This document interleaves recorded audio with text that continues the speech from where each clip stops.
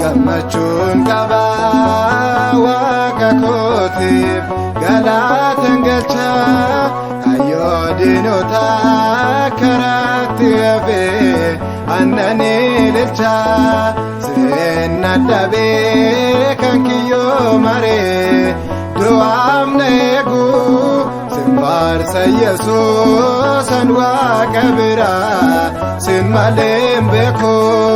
Gammachuun qaba waaqa kootiif galaataan galcha kayyoo diinota karaatti hafee annanii ililcha seenna dhabee kan kiyyoo maree du'aaf na eegu sin faarsa Yesuusan waaqa biraa sin malee hin beeku.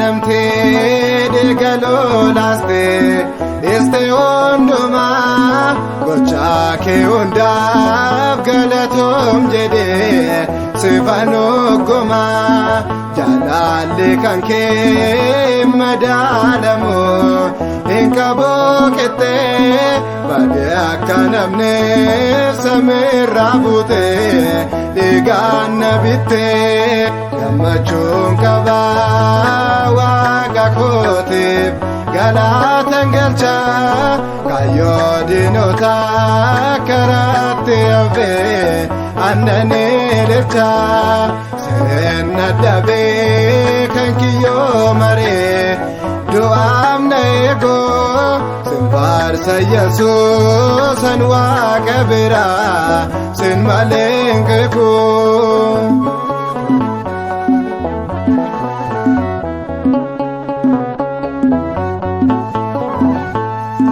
Inni na uume na jiraachisuun ittiin ulfaatu sagalee isaatiin waadaa naaf galee nan irraanfatu karaatti naftu sin jiraachisa jedhee na waame dukkaanni nafee ani fan argee nan yaadatame. Gammachuun qaba waaqa kootiif galaataan galcha kayyoo diinota karaatti hafee annanii ililcha seenna dhabee kan kiyyoo maree du'aaf na eegu sin faarsa Yesuusan waaqa biraa sin malee hin beeku.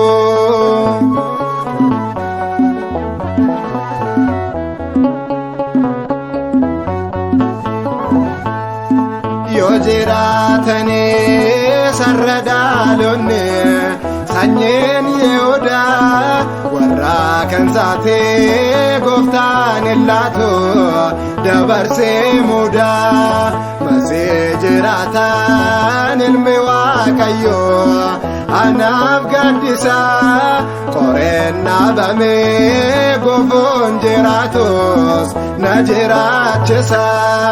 Gammachuun qaba waaqa kootiif galaataan galcha kayyoo diinota karaatti hafee annanii ililcha seenna dhabee kan kiyyoo maree du'aam na eegoo sin faarsa Yesuusan Waaqa biraa sin malee hin beeku.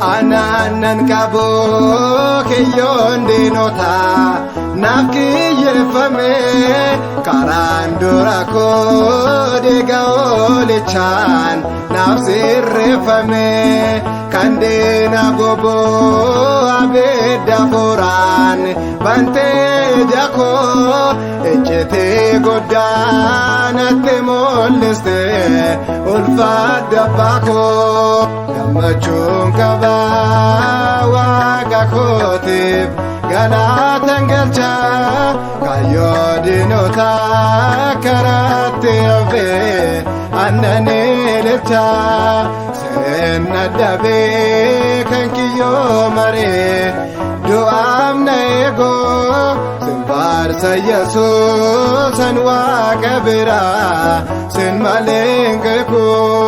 Gammachuun qaba Waaqa kootiif galaatan galcha kaayyoo diinota karaatti hafee annanii lilcha seenna dhabee kan kiyyoo maree du'aam na eegoo sin faarsa Yesuusan Waaqa biraa sin malee hin beeku.